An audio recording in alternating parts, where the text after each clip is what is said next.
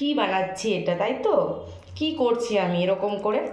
এটা হলো আমার কাছে ছিল অনেকটা রসালো কাঁঠাল। তো সেই রসালো কাঁঠালেরই যেহেতু ঘরের ডিম্যান্ড, মা বললো যে না একটু কাঁঠালের বড়া বানা।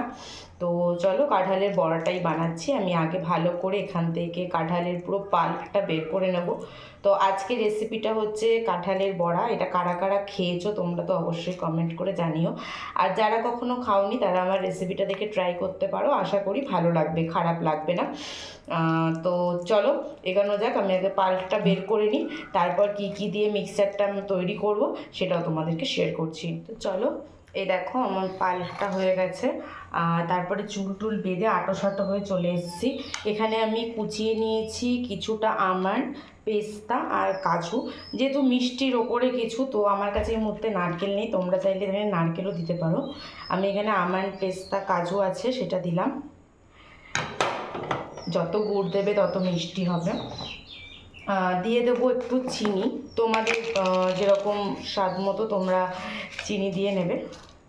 আর এটা অবশ্যই তোমার ডিপেন্ড করবে তোমার কাঁঠালটা কতটা মিষ্টি, তার উপরেও একটা ডিপেন্ড করবে। তো সেই বুঝে একটু চিনি দেবে। আর এই সব জিনিসে একটু নুন দিলে টেস্টটা ভালো লাগে। তো সামান্য জাস্ট 1 চিমটে নুন দেবো। 1 চিমটে নুন দিয়ে দিয়েছি। এবার আমি মেশাবো হচ্ছে এতে সুজি। আমার ঘরে এই মুহূর্তে ময়দা নেই, ময়দা দিয়ে করলে ভালো লাগে। তো আমি এখানে দিয়ে দিলাম এই ঢাকনিটার 1 ঢাকনি মতো সুজি।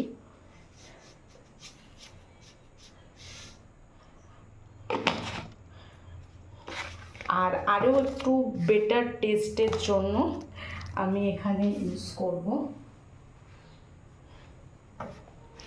গুঁড়ো দুধ। এটা দেখলে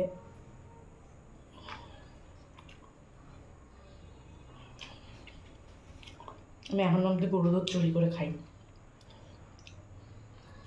আমি এখানে একটু 1 চামচ মতো গুঁড়ো দুধ দিলাম, যাতে টেস্টটা একটু বেটার হয়।